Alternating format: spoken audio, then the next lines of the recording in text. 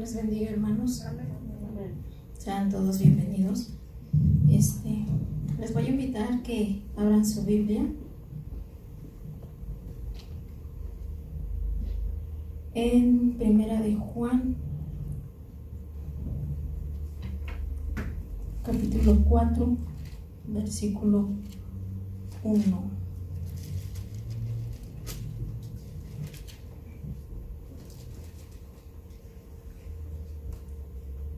¿Ya lo tienen? Ok. Primera de Juan 4:1 dice así: Amados, no creáis en todo espíritu, sino probad los espíritus si son de Dios, porque muchos falsos profetas han salido por el mundo. Amén. Entonces, vamos a orar. Bendito Dios y Padre Celestial, en esta hora, Señor, te damos gracias. Gracias, Señor, porque tú has sido bueno, tú nos has ayudado y tú has bendecido nuestras vidas, Padre. Y en esta hora, mi Dios, estamos aquí, Señor, dándote gracias por esta oportunidad que tú nos das, Señor, de aprender cada día más y más de tu palabra, Señor. En esta hora, Señor, nos ponemos en tus manos para que seas tú, Señor, el que nos esté enseñando, Señor, en esta hora, Señor, a aprender cada día más de tu palabra, Señor. Bendice la vida de cada uno de mis hermanos, Señor. Ayúdanos a aprender cada día más y más de ti, Señor, para poner en práctica, Señor, tu palabra, Señor. Gracias te damos en esta hora y ponemos en tus manos, Señor, todo lo que se vaya a decir en esta hora, Señor. Gracias, Padre, en el nombre de Jesús. Amén. Bueno, hermanos, pues hemos estado comenzamos una serie sobre las falsas doctrinas y en esta ahora a mí me tocó dar un tema sobre falsas doctrinas que son los adventistas del séptimo día. ¿Cuántos han escuchado de esta iglesia? ¿Alguien le llama la atención o ha escuchado de los adventistas del séptimo día? ¿Nadie? ¿O conocen a alguien? ¿Sí? Yo creo que en algún momento hemos escuchado. Yo decía, pues son cristianos, y cuando tú le preguntas a alguien, ¿sabes quiénes son los adventistas? Te dicen, son los que guardan el sábado. Y sí, ellos guardan el sábado, y qué bueno fuera que nada más guardaran el sábado, pero hoy, el día de hoy, vamos a ver más cosas en lo que ellos creen. Lo que nosotros creemos está aquí en la Biblia, y de hecho nosotros en la parte de atrás tenemos un cuadro que es nuestra declaración de fe, que es en lo que nosotros creemos, y si ustedes ven ahí, en todo lo que nosotros creemos está respaldado por un texto bíblico. Nosotros nos basamos en la Biblia, pero no todas las religiones o las sectas que se dice que hay se basan de textos bíblicos, y ahorita lo vamos a ir desarrollando. Amén.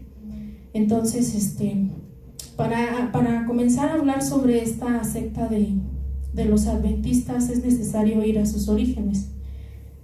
Entonces, el origen de los adventistas surgió con un señor que se llamó William Miller, o en español Guillermo Miller. Este señor dice que aproximadamente agarró fuerza lo que él creía entre el año de 1840 y 1844 en la ciudad de Nueva York. Surgió un movimiento llamado Millerita. ¿Por qué? Por su nombre de él, que era Guillermo Miller.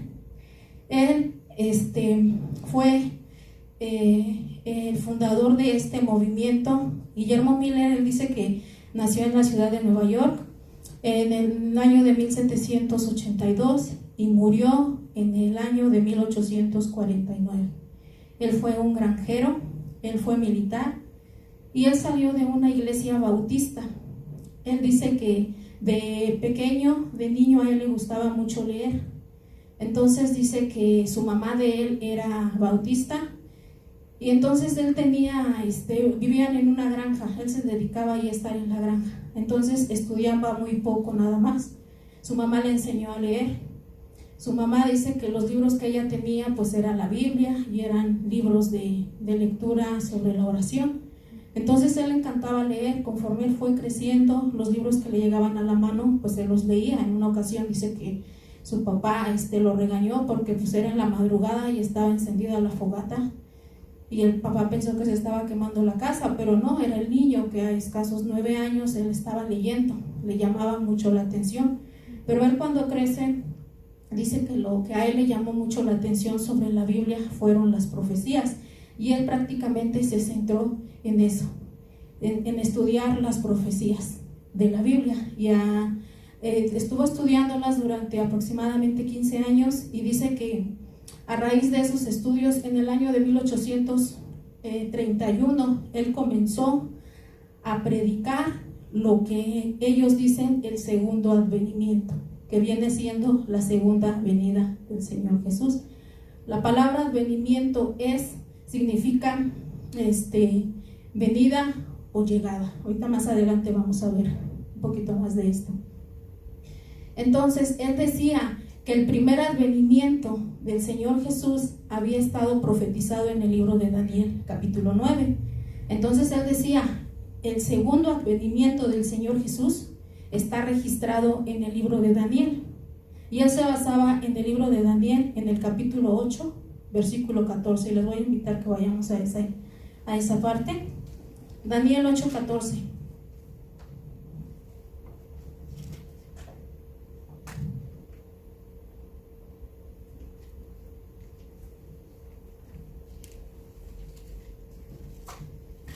Y dice así: y él dijo, hasta 2300 tardes y mañanas, luego el santuario será purificado. Entonces él decía que esas 2300 tardes, tardes y mañanas, luego el santuario sería purificado. Entonces él decía que esto va a acontecer por medio del fuego cuando Jesús vuelva. Y esto iba a comenzar en el año 457 a.C., y la profecía de los 2300 días y semanas él lo convertía en años. Entonces él decía que esos 2300 años se iba a cumplir la venida del Señor Jesús en el año de 1843 o en el año de 1844. Él hacía un cálculo y decía, ok, en el año de 1843, para llegar a 2300 años, él agregaba allí 457 años antes de Cristo. ¿Y qué pasó aquí? Y dice que fue cuando el pueblo de Israel regresaba de la deportación, que primero fue allí con Nabucodonosor, y en ese tiempo estaba el rey Artajerjes, y el rey Artajerjes le ordena a Esdras que tenía que ser edificado Israel por medio de un decreto. Eso está en el libro de Esdras 7:3, y ahorita por cuestión de tiempo no podemos ver todo ese contexto. Pero entonces él dice, bueno, vamos a contar 757 años antes de Cristo más 1843, pues me da un total de 2300, que son esos 2300 cuando se iba a purificar el santuario. Entonces ellos estaban proclamando que para ese año iba a regresar el Señor Jesús en el año él puso dos fechas. Él puso dos fechas, dice que volvería el 21 de marzo de 1843, pero no pasó nada. Entonces puso una segunda fecha y dijo, bueno, va a ser el 22 de octubre de 1844. Y entonces dice que ese día era el día establecido que se decía aquí en la profecía de Daniel, y ese día iba a ser el día en que la tierra iba a ser purificada por el retorno del Señor Jesús. Él decía eso, él lo creía, y entonces él lo compartía. Dice que mucha gente creyó en eso, muchas iglesias cristianas, muchas iglesias metodistas, bautistas, de otras denominaciones. Él dice que eso lo empezó a decir, y su principal esencia de su mensaje era que Jesús vendrá alrededor de este tiempo, así es que prepárense para encontrarlo, y que ese evento iba a ser literal y visible, y que después de eso iba a ser el milenio. Eso era lo que él decía. Entonces dice que eso pues atrajo a muchos cristianos, y entonces él empezó a hablar y a decir. Entonces dice que tuvo aproximadamente como unos dicen que fueron como 50,000, otros dicen que fueron como 100,000 seguidores que él tuvo. Y entonces dice que muchos guardaron con paciencia esta fecha, el 22 de octubre de 1844, a esperar la segunda venida del Señor Jesús. Y entonces dice que ellos estuvieron esperando todo el día hasta las 12 de la noche. ¿Y qué creen que pasó? Nada. No pasó nada. Porque el Señor Jesús no vino y no ha venido. Lo seguimos esperando. Entonces, ¿pero qué nos dice la Biblia? Bueno, este evento que él había dicho y había proclamado que iba a ser el segundo advenimiento, se conoció en la historia de ellos como el gran chasco. ¿Qué nos dice la Biblia con respecto a la venida del Señor Jesús? En Marcos 13:32 dice: pero de aquel día y de la hora, dice, ¿quién sabe? ¿Guillermo Miller? No, dice, nadie sabe, ni aun los ángeles que están en el cielo, ni el Hijo, dice, sino el Padre. Entonces aquel que te diga, ¿sabes qué? ¿El Señor Jesús va a venir en tal fecha? No le creas, porque la Biblia te dice que nadie sabe. Él nos dice que tenemos que estar preparados, que tenemos que estar velando, que por eso nosotros no nos dice la hora. ¿Por qué? Porque si supiéramos la hora, ¿qué haríamos? 5 minutos antes, pues órale, le dices a tu cuerpo, disfruta, porque en 5 minutos ya vienen por mí. Pero dice Dios, no, yo no les voy a decir, nadie sabe, porque quiero que mis hijos, que mi iglesia, que mi pueblo esté velando. Entonces, cuando se da esto del gran chasco, llegó ese día, el 22 de octubre, no pasó nada, y entonces él ya tenía muchos seguidores. Y entonces dice que había unos que eran muy fanáticos y se reunían en diferentes grupos, y entre ellos resaltan 3 nombres que les voy a decir. Uno era Hiram Edson. Él nació en 1806 y murió en 1882. Él salió de una iglesia metodista y abrazó las creencias de Miller. Como les decía yo, él fue a visitar varias iglesias diciéndoles, él decía, yo no quiero formar ninguna otra religión, yo solamente quiero decirles que se preparen porque va a venir el Señor Jesús. Entonces, este señor Hiram Edson dice que abrazó esas creencias y él fue pionero de la iglesia adventista. Vamos a ver en qué año más adelante se formó la iglesia adventista, y él fue el impulsor de la doctrina del santuario celestial.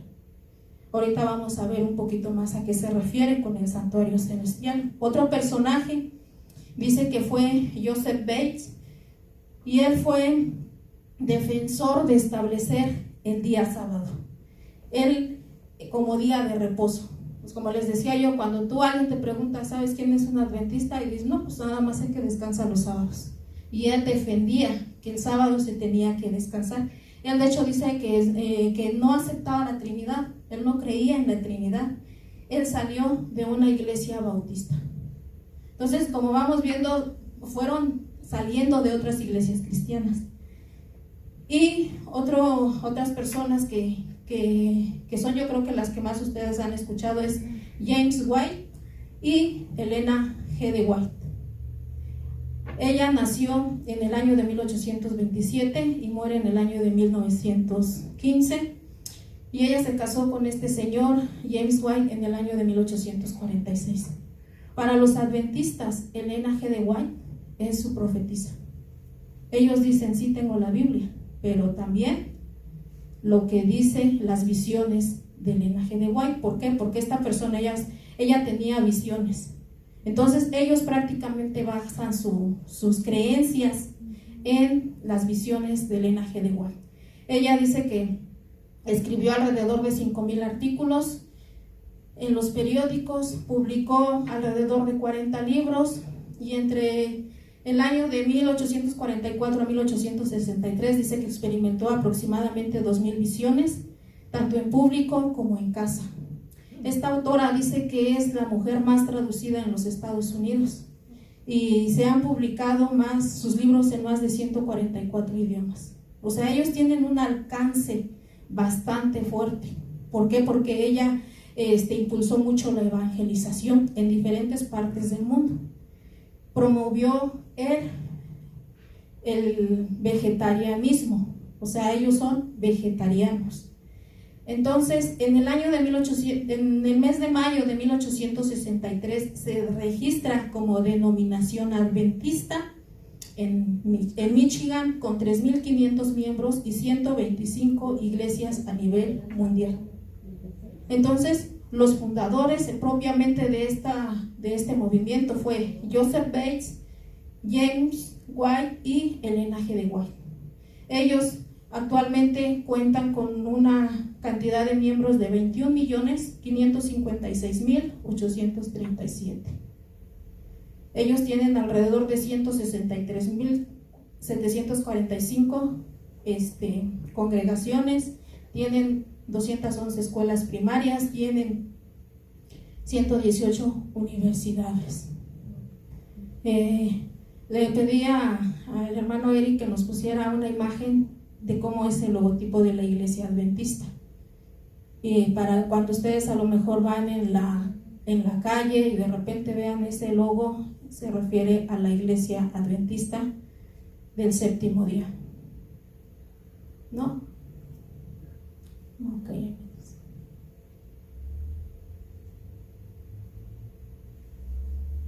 Ellos tienen muchísimo alcance, incluso ellos tienen programas de televisión y hay 8 canales de televisión que ellos tienen, que también ahí, a ver si nos puede pasar la imagen de los canales de televisión que ellos manejan.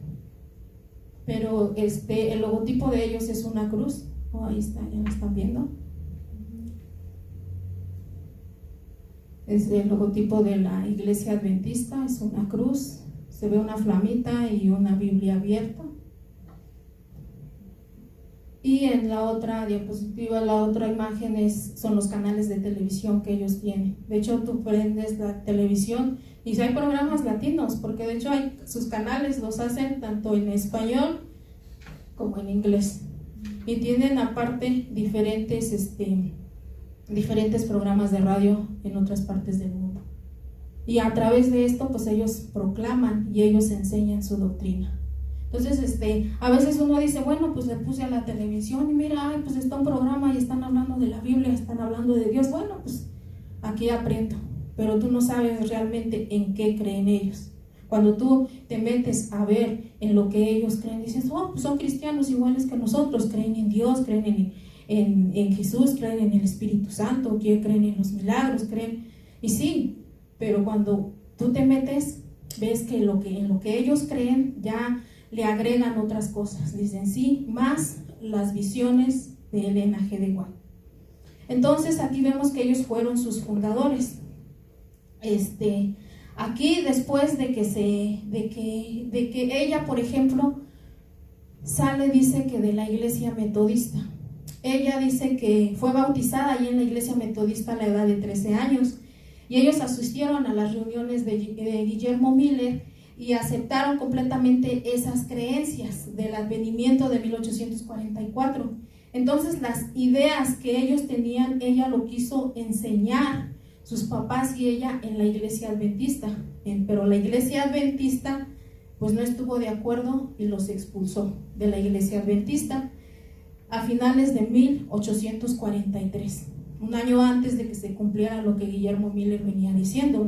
Para entonces ella tenía 16 años. Entonces ella empezó a recibir visiones después del gran chasco que les decía yo.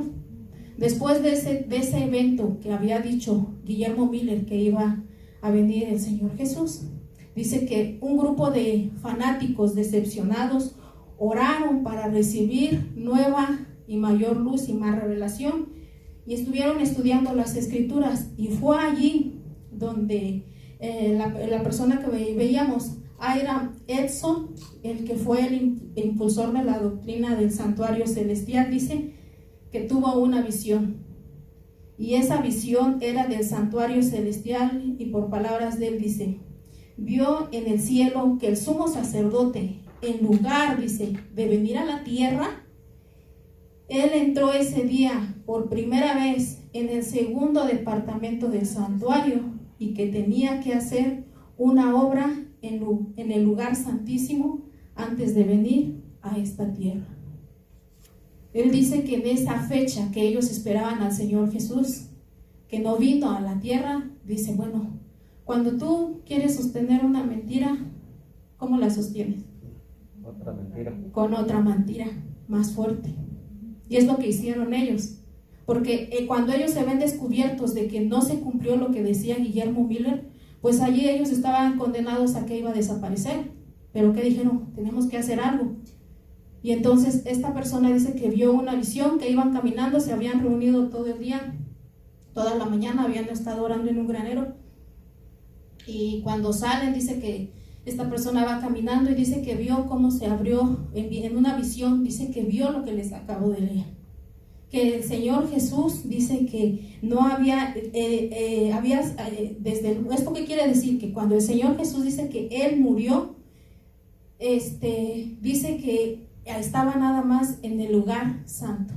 Pero a partir del año de 1844, Jesús dice que entró al lugar santísimo.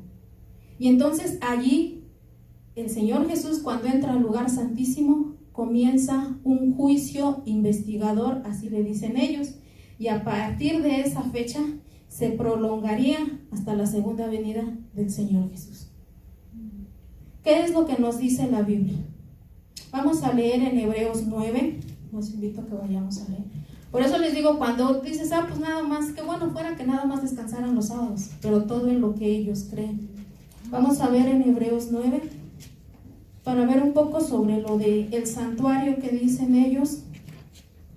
Aquí en el capítulo 9 vemos los primeros versículos, cómo es de que era el tabernáculo en el Antiguo Testamento, cómo estaban acomodados los utensilios y demás, y cómo aquí nos explica los primeros versículos cómo el sacerdote dice que tenía que hacer sacrificio por el perdón de los pecados del pueblo, y entraba una sola vez al lugar santísimo. Pero ¿qué es lo que en el versículo 8 vamos a leer? Dice, dando el Espíritu Santo a entender que esto aún se había manifestado,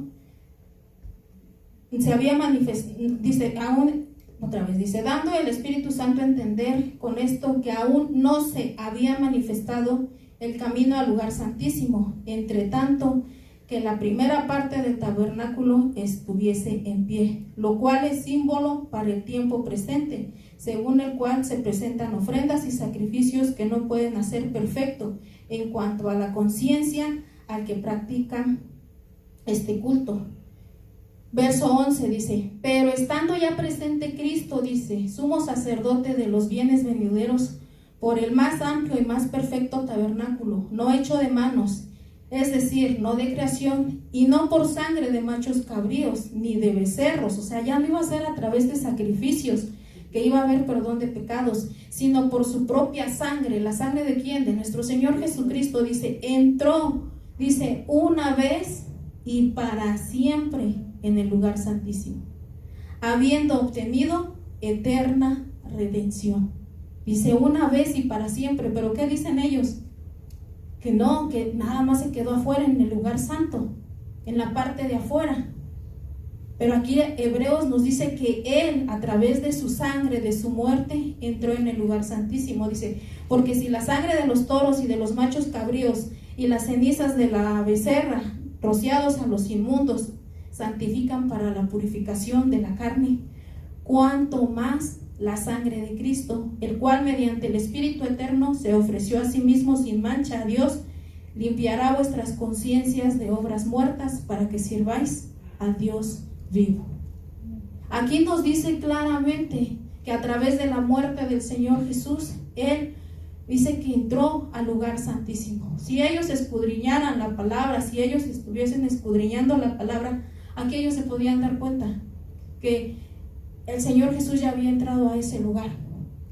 En Juan 17:4, cuando el Señor Jesús empieza a orar antes de ser entregado y ora por sus discípulos, dice, yo te he glorificado en la tierra, he acabado la obra que me diste que hiciera.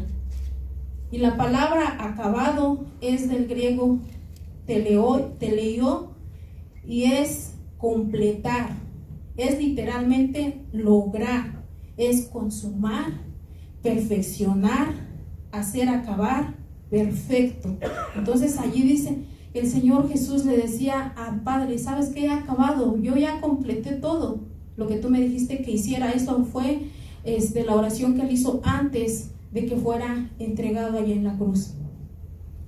Entonces, cuando el Señor Jesús dice que estaba en la cruz, nosotros lo vemos en Mateo 27:50, dice: mas Jesús, habiendo otra vez clamado a gran voz, entregó el Espíritu. Y he aquí el velo del templo se rasgó en dos, de arriba abajo, y la tierra tembló, y las rocas se partieron.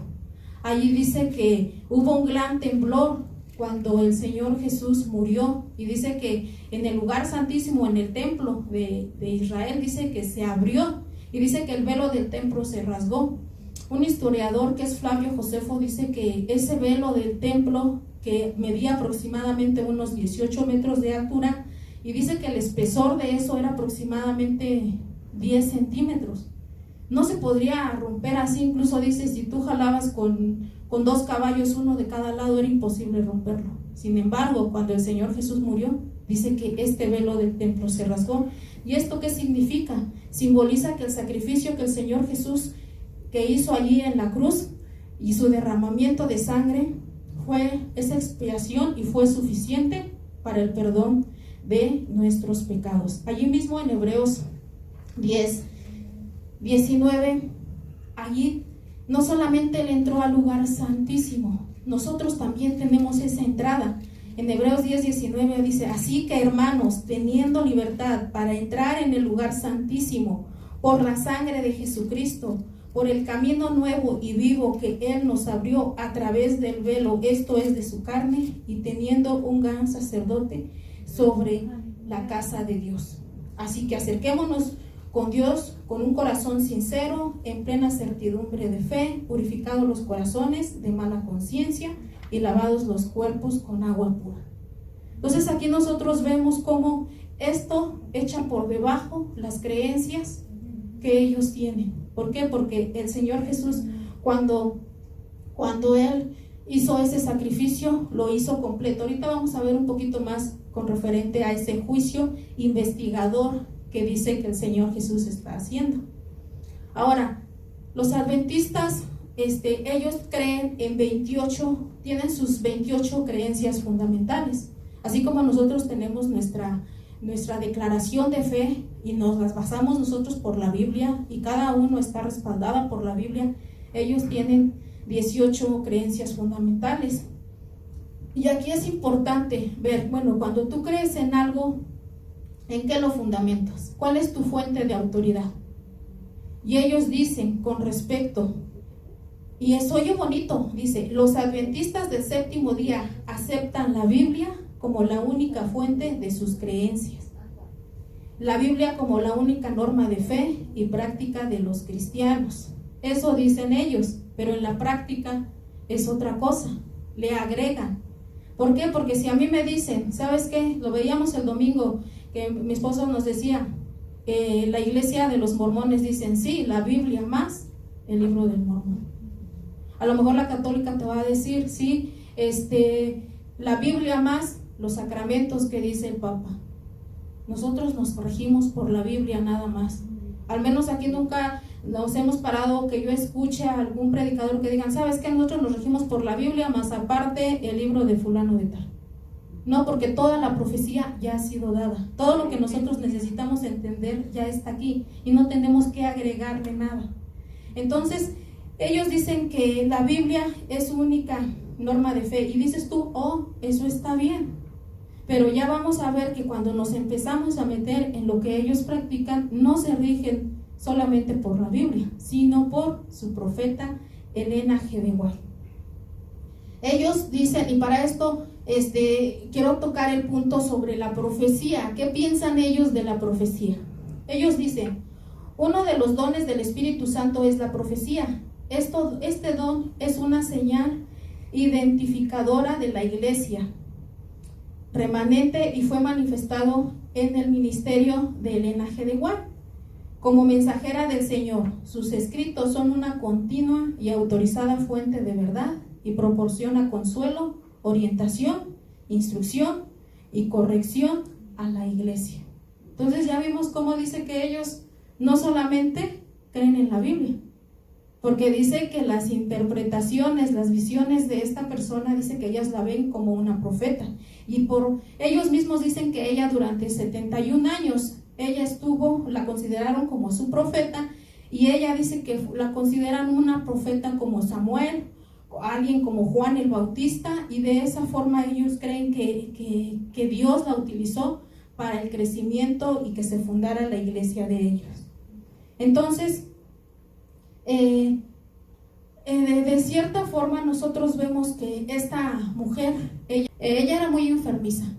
Entonces dice que ella, pues la maestra le dijo, sabes que mejor quédate en tu casa, porque pues ella se sentía muy débil. A la edad de 9 años regresa a la escuela y dice que hay una compañerita le avienta una piedra y le pegó en la cara y le pegó en la cabeza, y entonces dicen que le pegó en el lóbulo temporal izquierdo, y que tiempo después, ella a consecuencia de hecho le daban ataques epilépticos, y muchos atribuyen que esas visiones que ella tenía era atribuida a este golpe que ella había recibido.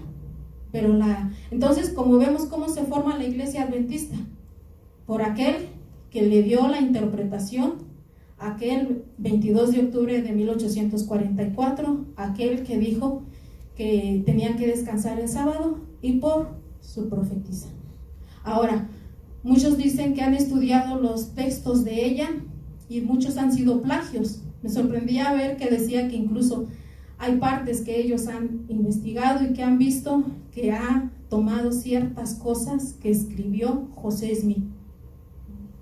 Y entonces vemos cómo es de que ella dice que todo lo escrito era inspirado por el Espíritu Santo. Y aquí vemos que no era cierto. Y entonces esto es lo que nos debe de dar a nosotros mucha importancia, de ver cuando nosotros vemos algo y decir, bueno, ¿quiénes son ellos? Entonces, de hecho, ella dice que también tuvo otra visión. Estaban reunidos, dice que algunos hermanos con ella, y ella dijo, el Señor me mostró, tuve una visión en la cual el Señor me dijo cuándo iba a ser su segunda venida. O sea, a ella también Dios se lo mostró, y dice que estas personas cuando estaban con él, que le dijeron, ¿y cuándo va a ser?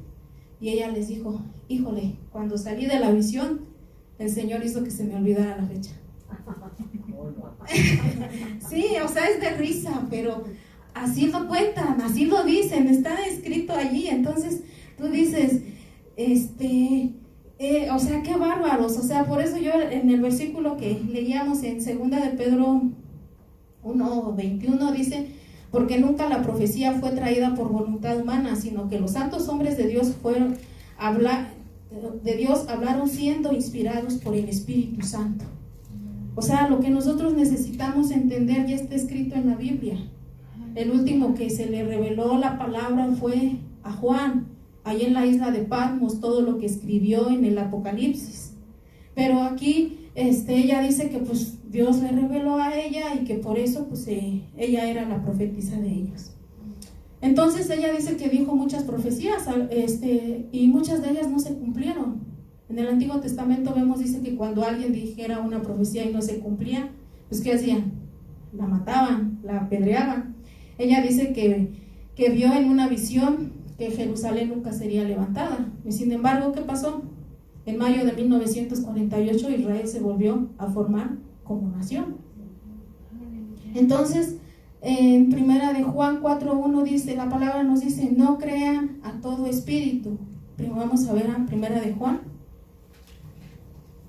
4:1 dice, amados, no creáis a todo espíritu, sino probad los espíritus si son de Dios, porque muchos falsos profetas han salido por el mundo. Digo, yo esta era una falsa profeta. Con lo que llevamos hasta aquí, podemos identificar lo que sí, por todo lo que ella decía. Eso es con respecto a la profecía. Otra creencia que ellos tienen, dice que es el ministerio de Cristo en el santuario celestial, y yo creo que esta es una de las más peligrosas, que lo clasifican así personas que estudian y dicen yo creo que es la más peligrosa, porque dice que Cristo llegó a ser nuestro sumo sacerdote y comenzó su ministerio intercesor. En el año de 1844, al concluir el periodo profético de Daniel de los 2300 días que en sí Él los convirtió en años, inició la segunda y última fase de su ministerio expiatorio. Esta obra es un juicio investigador. Y entonces dice que en este juicio investigador ellos aseguran que el Señor Jesús comenzó un juicio para los que ya se habían muerto, y primero va a empezar a juzgar a los que ya murieron y luego a los que aún viven antes del fin de los tiempos. Durante este juicio dice que Dios va tachando, va diciendo, pues este dice que era cristiano, o sea, de su iglesia, de ellos, pero no guardó el sábado. Pues como no guardó el sábado, entonces voy a borrar su nombre del libro de la vida. Y dicen que eso es lo que está haciendo el Señor Jesús. Así nos dice la Biblia que el Señor Jesús está haciendo eso allá arriba, calificando, poniendo tachecitos y palomitas. Ahorita vamos a ver lo que nos dice la Biblia. Entonces, eso es lo que ellos dicen. Entonces dice que cuando Jesús regrese, que este juicio se va a completar cuando Jesús regrese a la tierra. O sea, Él ahorita está haciendo eso. Entonces, ¿qué es lo que nos están diciendo ellos? Que el sacrificio que el Señor Jesús hizo en la cruz, pues no fue completo, sino que va a ser terminado cuando Cristo termine este juicio. A través de este juicio, Cristo está purificando el santuario celestial. Eso está haciendo el Señor Jesús, purificando el santuario celestial. Mientras nuestro sumo sacerdote, dice ella, está haciendo propiciación por nosotros, debemos procurar llegar a la perfección en Cristo. Entonces, ellos lo que dicen que Cristo no ha completado su obra de redención. En Hebreos 10:12, ahí donde estábamos, nosotros vamos a ver que el sacrificio que Dios hizo está completo, porque dice Hebreos 10:12, pero Cristo, dice, habiendo ofrecido una vez y para siempre un solo sacrificio por los pecados, se ha sentado a la diestra de Dios. De ahí en adelante, esperando hasta que sus enemigos sean puestos por estrado de sus pies, porque con una sola ofrenda hizo perfecto para siempre a los santificados. Dice que con una sola ofrenda, y dice que ofreciendo una sola vez y para siempre, ya no hay nada que añadirle.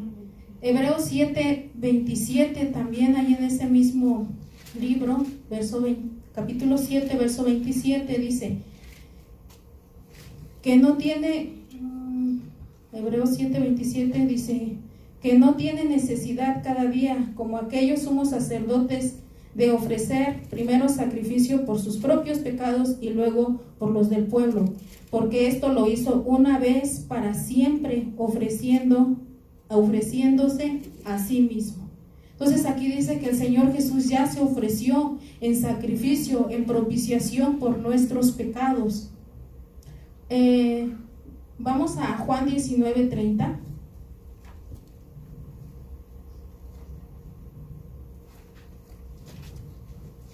Y aquí vemos cómo cuando el Señor Jesús estaba en la cruz, cuando Él dice que ya estaba para morir, dice, cuando Jesús hubo tomado el vinagre, dijo, consumado es, y habiendo inclinado la cabeza, entregó el espíritu. Y esta palabra consumado, dice, en el griego teleo, significa terminar, completar, ejecutar, concluir, descargar, pagar una deuda. O sea, Él ya pagó nuestra deuda. Pero ¿qué dicen ellos? No, Él murió, ¿y en dónde dice que estuvo? En el lugar santísimo. Desde que muere, estuvo en el lugar santísimo hasta el año de 1844. Y en el año de 1844, en octubre, ahí es cuando pudo entrar al lugar santísimo. Y a partir de ahí empezó ese juicio investigatorio, dice. Y va a terminar hasta que Él venga en la segunda venida y empiece el milenio. Eso es lo que ellos dicen. Y esto pues nosotros lo vemos que no, o sea, esto es una vil mentira, una vil herejía, porque todo lo que nosotros vemos en la Biblia, que respaldado con versículos de la Biblia. ¿Qué decían ellos? Que la Biblia es su fuente de inspiración, con ellos se rigen, y estamos viendo que no es cierto. Ellos, ¿de dónde sacan eso? Como les decía yo, para sostener su mentira, pues tienen que decir otra mentira, y una mentira los lleva a otra mentira, y todo lo que ellos creen, pues entonces ¿en qué creen? En pura mentira.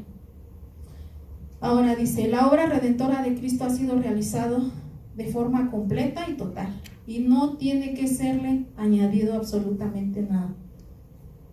Entonces ellos dicen que allí el Señor Jesús está diciendo, ¿sabes qué? Tú no guardaste, porque ellos se sujetan mucho a la ley todavía. Ahorita vamos a ver un poquito de eso. Y entonces dice que, pero no toda la ley, porque ellos no practican la circuncisión, por ejemplo. Sí, hay algunas prácticas de la ley como la alimentación y el guardar el sábado, pero no a todo. Entonces ellos dicen que allí el Señor Jesús está haciendo ese juicio. Pero en Juan 5:24 dice, de cierto os digo, el que oye mi palabra y cree el que me envió, tiene vida eterna, y no vendrá a condenación, mas ha pasado de muerte a vida. Entonces, en Hechos 3:19 dice, así que arrepentíos y convertíos para que sean borrados vuestros pecados, para que vengan de la presencia del Señor tiempos de refrigerio. Cuando el Señor Jesús estaba con sus discípulos en el libro de Juan, les decía, en la casa de mi Padre muchas moradas hay. Si así no fuere, yo los hubiera dicho, dice, voy pues, dice, a preparar lugar para vosotros. Y si me fuere y os preparare lugar, vendré otra vez y os tomaré a mí mismo, para que donde yo esté, ustedes también estén. O sea, todo esto nos confirma lo que el Señor Jesús hizo y lo que Él está haciendo. Él dice que intercede por nosotros allá delante del Padre. Pero vemos cómo hasta aquí lo que hemos visto son puras herejías, son puras cosas que tú ves un programa de televisión y dicen, hablan de Dios, hablan de Cristo, pero pues realmente, les digo porque tú prendes la tele, empiezas a cambiar y hay como 4 canales, o sea, no sé si en su televisión ustedes hayan llegado a ver más canales, pero y hablan de la Biblia, pero realmente el trasfondo de todo eso, y tú dices, ay, esto como que se oye como raro, pero bueno, pues quién sabe, pero realmente en lo que ellos creen. Ahora, ellos no te van a decir esto de entrada cuando hablen contigo, porque pues dicen, no, sabes que esto no sabes, ya hasta que estás más adentro, es como como dicen, te sueltan todo. Ahora, otra de las cosas también que ellos dicen es que Jesús tenía una naturaleza humana y pecaminosa, es lo que ellos dicen. Pero en Lucas 1:35, ahorita, por ejemplo, si estamos viendo todo lo que ellos están creyendo, lo que ellos dicen, en lo que creen, nosotros vamos con versículos de la Biblia. Nosotros no nos agarramos de ningún otro libro, sino de las Escrituras, porque dice que las Escrituras fue inspirada por hombres de Dios, fue escrita por hombres que fueron inspirados por Dios. Entonces, ¿qué cita les dije? Ya se me fue. Lucas 1:35, perdón. Sí. Lucas 1:35 dice, respondiendo el ángel le dijo, hablando del anuncio del nacimiento del Señor Jesús, le dijo, el Espíritu Santo vendrá sobre ti y el poder del Altísimo te cubrirá con su sombra, por lo cual también dice, el santo ser que nacerá será llamado Hijo de Dios. Pero ¿qué dicen ellos? No, él nació con pecado. Y aquí dice que el Espíritu Santo, o sea, aquí lo que le dijo el ángel, que el santo ser que iba a nacer de María iba a ser llamado Hijo de Dios. En Colosenses 2:9 dice, porque en él habita corporalmente toda la plenitud de la deidad. Segunda de Corintios 5:21 dice, al que no conoció pecado, por nosotros lo hizo pecado, para que nosotros fuésemos hecho justicia de Dios en él. Entonces, él no conoció pecado. En Isaías nos dice que nunca hubo maldad en él, ni engaño hubo en su boca. Sin embargo, ellos dicen que él tenía una naturaleza humana y pecaminosa. Entonces les digo, ellos creen en Jesús, pero a su manera. no como está escrito en la Biblia. Otra de las cosas que ellos, con respecto a la ley, lo que ellos dicen es: la salvación es totalmente por gracia y no por obras. Es correcto, ¿no? Eso nos dice la Biblia. Pero su fruto es la obediencia de los mandamientos. Y sí, porque pues de hecho el fruto de que nosotros damos, la palabra de Dios nos dice: por sus frutos los conoceréis. Entonces aquí, ¿cuáles son el fruto? Pues la obediencia de esos mandamientos. Y hasta ahí está bien. O sea, estamos de acuerdo con lo que ellos dicen. Pero ellos le agregan y dicen: los mandamientos, o sea, los 10 mandamientos son la base del pacto de Dios con su pueblo. Vamos a ser juzgados por los mandamientos para ser salvos. Tienes que guardar los mandamientos. Los términos de la salvación para cada hijo de Adán se describen en la ley. La condición para obtener la vida eterna es la obediencia a los mandamientos de Dios. Y dice que el hombre debe de ser reconciliado con Dios por medio de la obediencia de la ley. Pero ¿qué nos dice Efesios 2:8? Efesios 2:8 nos dice: porque por gracia sois salvos por medio de la fe. Y esto no es de vosotros, pues es don de Dios, no por obras, para que nadie se gloríe. Y ellos que dicen: tienes que obedecer la ley. O sea, ahí nosotros vemos cómo con la misma palabra echa por debajo todas las creencias que ellos dicen. Porque somos hechura suya. Efesios 2:10 dice: creados en Cristo Jesús para buenas obras, las cuales Dios preparó de antemano para que anduviésemos en ellas. O sea, sí, somos creados para hacer buenas obras, pero esas obras no nos van a salvar.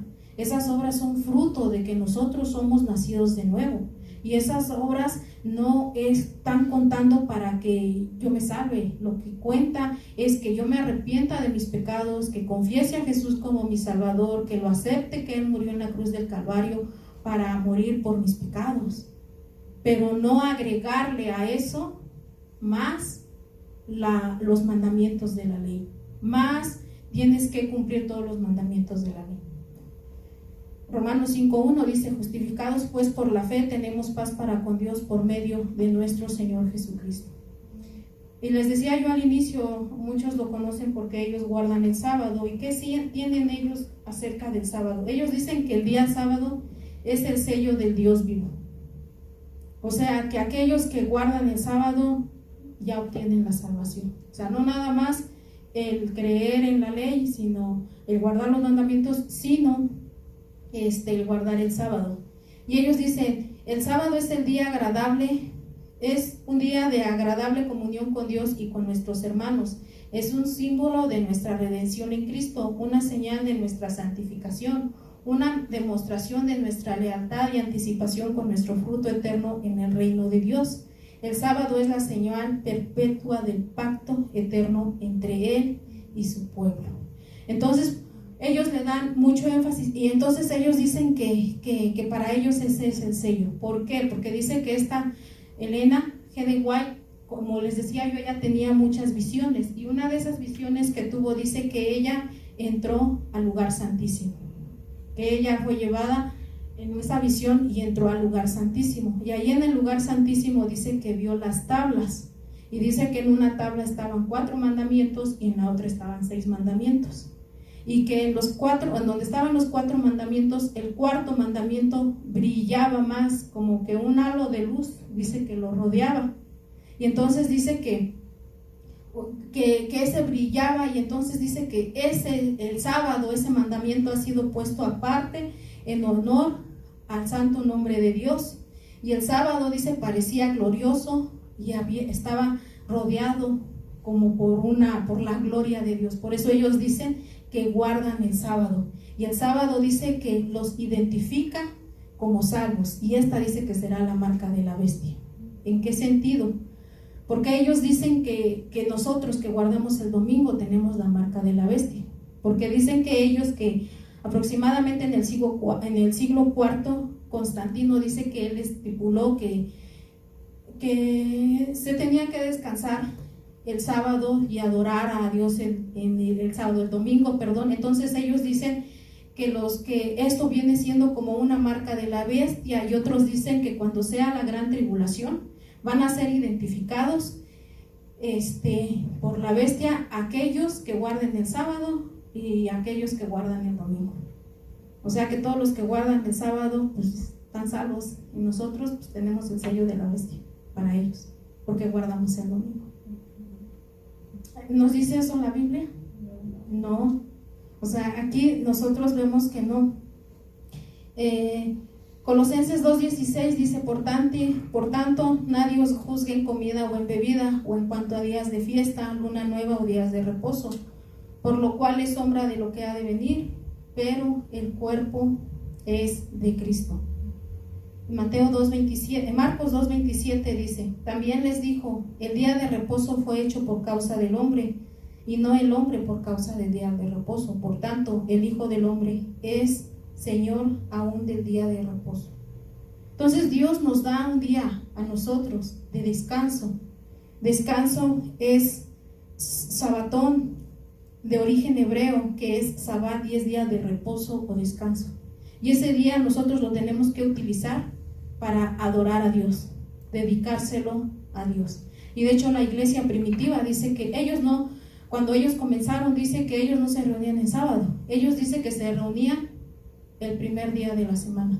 Y esto lo vemos en el libro de Hechos 27.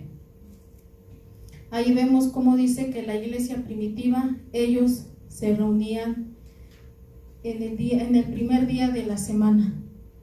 Hechos 27 dice así: el primer día de la semana, reunidos los discípulos para partir el pan, Pablo les enseñaba habiendo de salir al día siguiente, y alargó el discurso hasta la medianoche.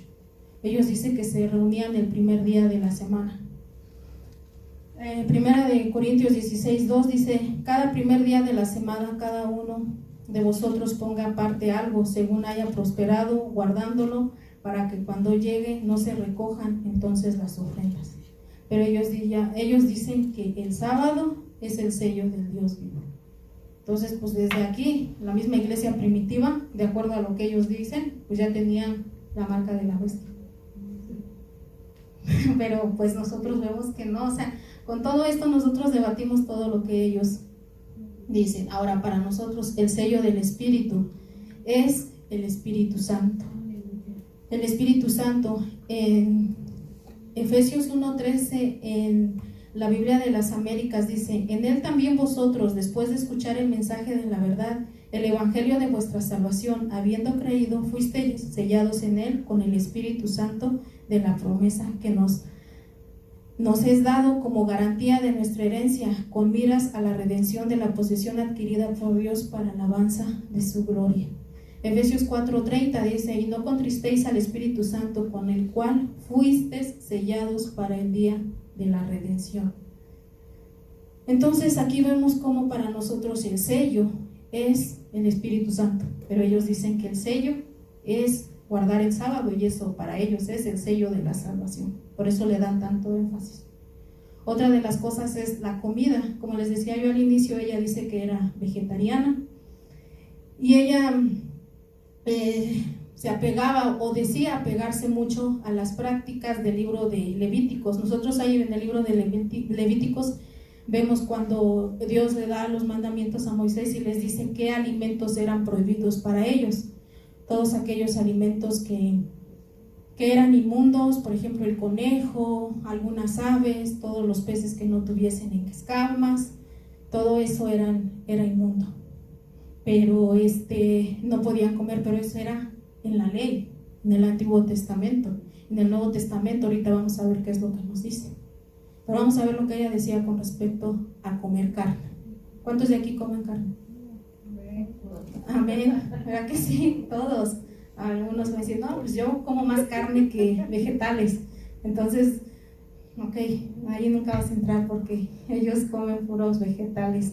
Lo que les voy a decir, lo que ella decía, lo que hace la carne, dice: entorpece el intelecto, debilita la naturaleza, disminuye la espiritualidad, estimula la lujuria, fortalece las pasiones bajas, interfiere en la vida religiosa, puede provocar a Dios que no les cure de alguna enfermedad, causa enfermedades, pone en riesgo la salud espiritual y física.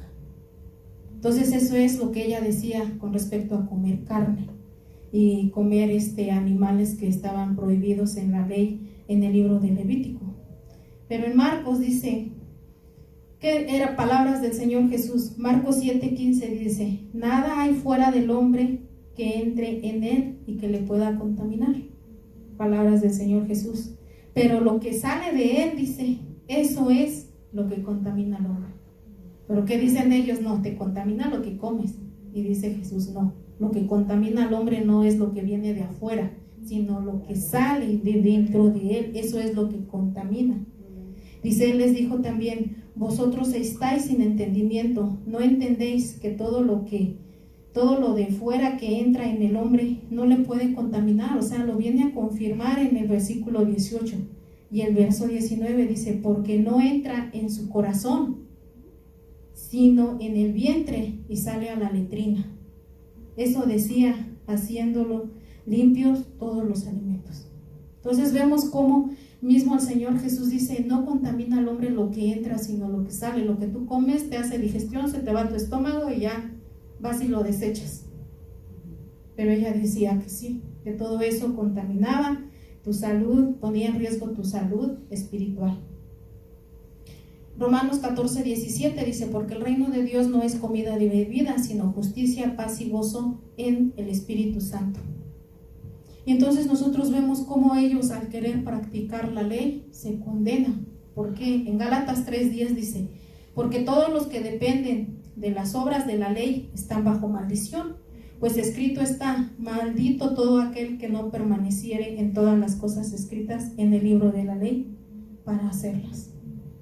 Ella dice que según ella no comía carne, pero estaba leyendo que dice que sí, que ella pues echó allí un taquito de carnitas en el año de 1890. Dice que ella comió cerdo y había una carta que le había mandado a su hijo en el año de 1882 en el cual le decía a su hijo, ¿sabes qué? Mándame algunas latas y mándame unos pescados. O sea, hacía que ellos no comieran, pero ella sí lo comía. Entonces, nosotros vemos cómo es de que dices, híjole, esto está tremendo, ¿no? Está tremendo porque dices, ok, está bien, no, yo entiendo de que si como muchos camarones, pues al rato ya no aguantas con el colesterol. Muchas carnes rojas, pues sí, te daña la salud y todo. Comer frutas, verduras, eso hace bien.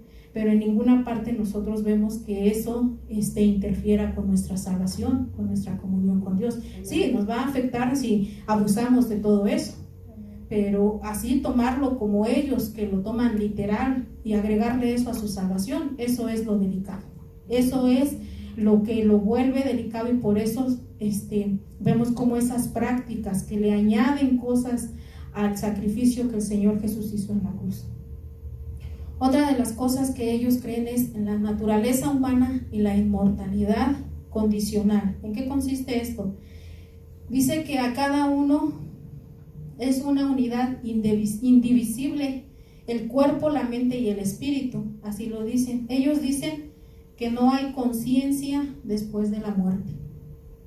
Ellos dicen que te mueres y allí se va en la tumba tu cuerpo, tu alma, tu espíritu, y ahí se queda. Ahí se quedan dormiditos, que cuando una persona muere entra en un estado de inconsciencia. A esto ellos le llaman la doctrina del sueño del alma. Dice que está completamente inconsciente. Pero nosotros, hay una parte que el Señor Jesús dijo en Lucas 16:19. Vamos a leerla. Y es muy conocido este escrito como el rico y Lázaro.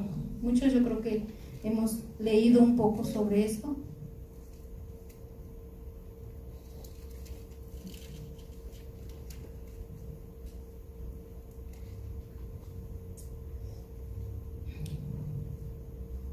Entonces aquí vemos que dice que había un hombre rico y que se vestía de púrpura y de lino fino y hacía cada día banquete con esplendidez. Había también un mendigo llamado Lázaro que estaba echado a la puerta de aquel lleno de llagas y ansiaba saciarse de las migajas que caían de la mesa del rico, y aún los perros venían y le lamían las llagas. Aconteció que murió el mendigo y fue llevado por los ángeles al seno de Abraham, y murió también el rico y fue sepultado. Y en el Hades, dice, alzó sus ojos y estando en tormentos, y vio de lejos a Abraham y a Lázaro en su seno. Entonces él, dando voces, dijo: Padre Abraham, ten misericordia de mí y envía a Lázaro para que moje la punta de su dedo en agua y refresque mi lengua, porque estoy atormentado en esta llama. Aquí dice que habían dos hombres, el rico y Lázaro, y los dos murieron. Y entonces dice que aquí dice que el rico, cuando muere el mendigo y fue llevado por los ángeles al seno de Abraham, dice que el seno de Abraham era un lugar de reposo en donde en el Antiguo Testamento los que morían iban a ese lugar. Dice, y en el Hades alzó sus ojos estando en tormentos y vio de lejos a Abraham. Aquí la palabra Hades, que es en griego, es el estado, es el lugar o estado de las almas que han partido, es sepulcro. Entonces ahí es en donde iban las almas de las personas que morían. Pero dice que una gran cima, dice que los separaba. Y entonces dice que de un lado, en una parte estaba el rico, estaba en el seno de Abraham. Y entonces dice que dando voces. Aquí nosotros comprobamos que una persona cuando muere está inconsciente. Ahí se quedó su alma en el sepulcro. No. Ahora ellos dicen, es que eso es un cuento. Es que eso es una parábola, y Jesús utilizaba parábolas para presentar ciertas verdades espirituales. Pero aquí nos habla de tormento. Y aquí la diferencia con las demás parábolas es de que aquí le ponen nombres.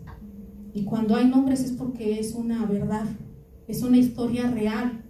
Si nosotros vemos las demás parábolas, por ejemplo, aquí, yo en mi Biblia veo aquí en el capítulo 17, 11, dice: 10 leprosos son limpiados.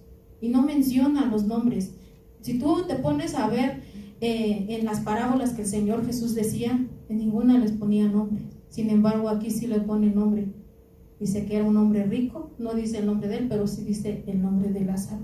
Entonces aquí nosotros, esto echa por tierra lo que ellos creen, que el alma cuando muere, ahí se queda. El cuerpo cuando muere, ahí viene en un reposo total. Porque dice que dando voces dijo: Padre Abraham, ten misericordia de mí y envía a Lázaro para que moje la punta de su dedo en agua y refresque mi lengua, porque estoy atormentado en esta llama. Estaba, dice que en ese lugar, en el Hades. ¿Y cómo estaba? Disfrutando. Atormentado. Estaba atormentado. Y esta palabra atormentado, dice, la traducción es tortura. ¿Y qué es lo que le dice? Pero Abraham le dijo: Hijo, acuérdate que recibiste tus bienes en tu vida, y Lázaro también males, pero ahora este es consuelo.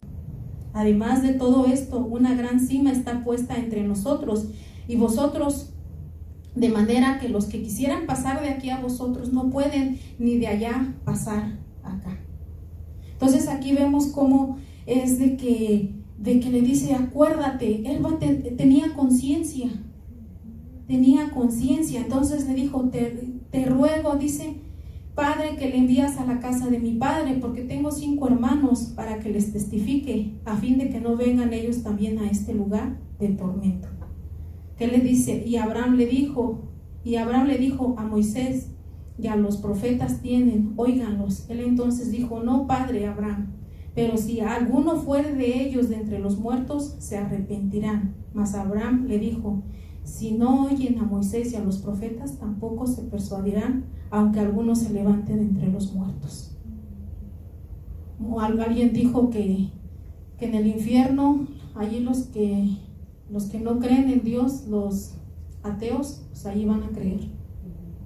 allí van a creer. ¿Por qué? Porque dice que aún él allí, estando en tormento, le pedía a Abraham, ¿sabes qué? Manda a alguien por mi familia, porque no quiero que mi familia venga acá. Y ahí es en donde nosotros vemos cuál es el destino de una persona que muere sin Cristo. Debemos de preocuparnos nosotros por nuestra familia, por compartirles del Evangelio, por hablarles, por decirles, yo no quiero que mi familiar vaya a ese lugar de tormento, vaya a ese lugar, en el cual, ahí donde estaba el rico. El rico, la vida que él tenía, el hecho de que murió, ya no es que murió, ya era una persona buena, porque a veces eso pasa, así el más malvado, el más pecador, y ya cuando muere, era una buena persona. ¿Qué es lo que hace la iglesia tradicional? Hacen rezos para sacar, dice, sus almas del purgatorio. Hacen sus rosarios de 7 días, no sé, 9 días, no sé cuántos, los que eran católicos, cuánto tiempo les hacen, después cada mes, después cada cabo de año, y dicen para sacar.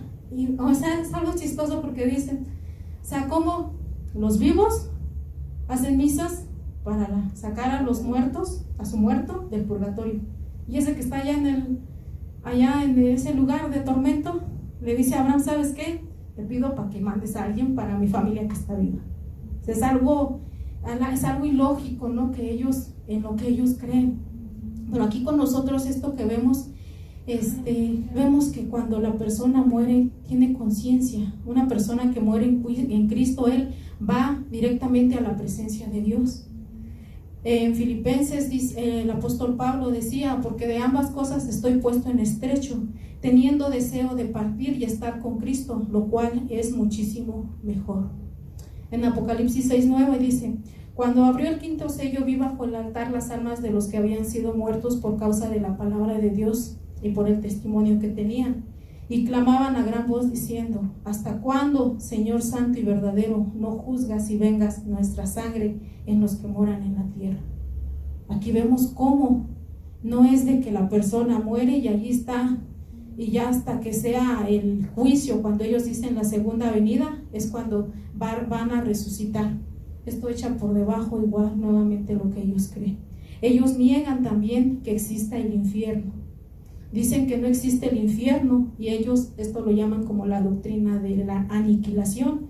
Ellos sostienen que los incrédulos, incluso Satanás y sus ángeles malvados, no sufrirán tormento en el infierno y van a ser aniquilados en el día del juicio, es decir, que dejarán de existir. Eso es lo que dicen ellos, que el infierno no existe. El infierno es de origen hebreo, dice que es la palabra Gena, y es usado figurativamente como nombre de lugar o estado de castigo eterno. Pero ellos dicen que no, que van a ser aniquilados y ya no van a existir más. Apocalipsis 20:10 dice, y el diablo que los engañaba fue lanzado en el lago de fuego y azufre, donde estaba la bestia y el falso profeta, y serán atormentados día y noche por los siglos de los siglos. Por los siglos de los siglos dice que es eternamente, eternidad y para siempre. Pero ellos dicen que no sufrirán tormentos, sino que van a ser aniquilados en el día del juicio y que dejarán de existir. Para ellos, simple y sencillamente, este infierno es destrucción y no sufrimiento eterno. Apocalipsis 20:15, ¿qué nos dice? Y el que no se halló escrito en el libro de la vida fue lanzado al lago de fuego, a ese lugar de tormento. Entonces, con todo esto que nosotros vemos, con todo esto que nosotros estudiamos, ¿esto para qué nos sirve a nosotros? ¿Nosotros qué hacemos con esto? Con esta información que tenemos. No es para que, pues ahora sí, ya estoy bien preparado y ahora sí, cuando me encuentre un adventista ya sé qué contestarle. O sea, no. Nosotros tenemos que tener misericordia.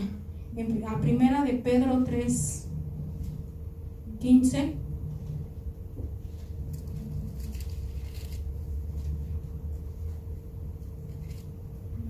dice, sino santificad a Dios el Señor en vuestros corazones, de estar siempre preparados para presentar defensa con mansedumbre y reverencia ante todo el que os demande razón de la esperanza que hay en vosotros. Tenemos que estar preparados para presentar defensa, no para ir a pelear, no para decir, ¿sabes qué? Tú te vas a ir al infierno y ese va a ser tu castigo eterno. ¿Por qué? En 2 de Timoteo 2:15 dice, el apóstol Pablo le hace unas recomendaciones. Y estas son unas recomendaciones para nosotros, que nosotros tenemos que evitar discusiones interminables con la persona. O sea, si ellos te dicen, ¿sabes qué? Pero eres cristiano, pero te falta una cosa, te falta guardar el sábado. No te metas en discusión con ellos. No, pero mira, es que el sábado esto y demás. Tienes que llevar a la persona a la salvación, a que acepte a Cristo. Porque puedes perder una oportunidad importante para compartirles el Evangelio. Ya lo demás lo va a ir haciendo el Espíritu Santo. Muchas veces erróneamente hacemos que queremos hacer ese trabajo del Espíritu Santo, de redarguir de todo pecado. Nosotros tenemos que dar la palabra. ¿Sabes qué? Cristo te ama, murió por ti en la cruz, arrepiéntete de tus pecados. Él es un Dios perdonador. La palabra de Dios nos dice que no queriendo Jesús que nadie dice que se pierda, sino que todos procedan al arrepentimiento. Ese es el corazón de Cristo, ese es el corazón. Él no quiere que nadie se pierda. Él quiere, porque dice que el infierno fue creado para Satanás, para el diablo y sus ángeles, no para nosotros. Pero ¿qué es lo que pasa? Las personas van por su propia elección. Ellos eligen por su maldad.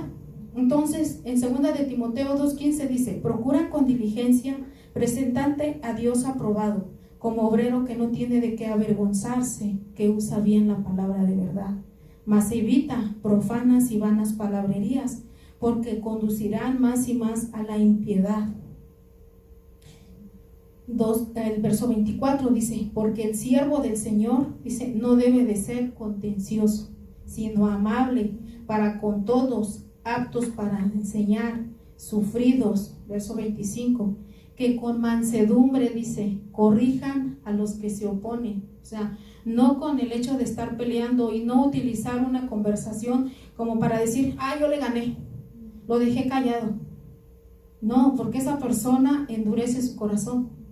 Sino que dice, por si quizá Dios les conceda que se arrepienten para conocer la verdad y escapen del lazo del diablo en que están cautivos a voluntad de Él. Entonces eso es lo que nosotros tenemos que hacer. Tenemos que llevar a la persona a conocer a Cristo y no usarlo como decir, pues sí, pues yo ya sé, ya toda esta información que tengo pues es para alegar con ellos, porque la palabra no es para contender. Nosotros tenemos que presentarle a ese Dios que lo ama, a ese Jesús que murió en la cruz del Calvario por sus pecados y que si Él se arrepiente, Él podrá gozar y disfrutar de esa vida eterna. Y entonces eso es lo que nosotros debemos de orar por esas personas, porque hay muchas personas que están engañadas en el error, creyendo esas falsas doctrinas. ¿Y por qué? Porque se dejaron llevar, porque eso es lo que han aprendido, allí crecieron. Yo les decía tienen escuelas secundarias, tienen universidades y esos canales de televisión los utilizan para compartir la doctrina de ellos. Y en eso han crecido decenas de miles, generación tras generación, y están engañados. Entonces nosotros cuando lleguemos a hablar con ellos es con una actitud de amor y de mansedumbre. Así como Cristo nos amó, como Él nos ama, nosotros debemos hacer también nosotros con ellos. Amén. Pues les voy a invitar que se pongan de pie y que oremos y que Dios nos ayude. Que Dios nos ayude para que cuando nosotros veamos y digamos, ¿sabes qué? Te invito, ¿a dónde? No, pues yo soy de la Iglesia Adventista del Séptimo Día. Créanme que yo le doy gracias a Dios por este estudio, porque yo no conocía, pues práctico, además como dicen, yo nada más conocía que descansaban el sábado y hasta ahí. Pero todo lo que aprendí, y no les di todo, o sea, les di ciertas cosas como que son más sobresalientes, pero si nos metemos en cada una de las doctrinas, las 28 que ellos tienen, sacarías muchísimo más información, pero creo yo que con lo que estudiamos en este día es más que suficiente. Vamos a orar y vamos a darle gracias a Dios. Bendito Dios y Padre Celestial, en esta hora, Señor, te damos gracias, mi Dios. Gracias porque tú eres bueno, tú eres santo y misericordioso, Padre. En esta hora, Señor, te agradecemos, mi Dios. Gracias por esta oportunidad que tú nos das de aprender cada día más y más de tu palabra. Gracias, Señor, porque a través de tu palabra tú nos enseñas, tú nos orientas, tú nos instruyes, Padre bendito.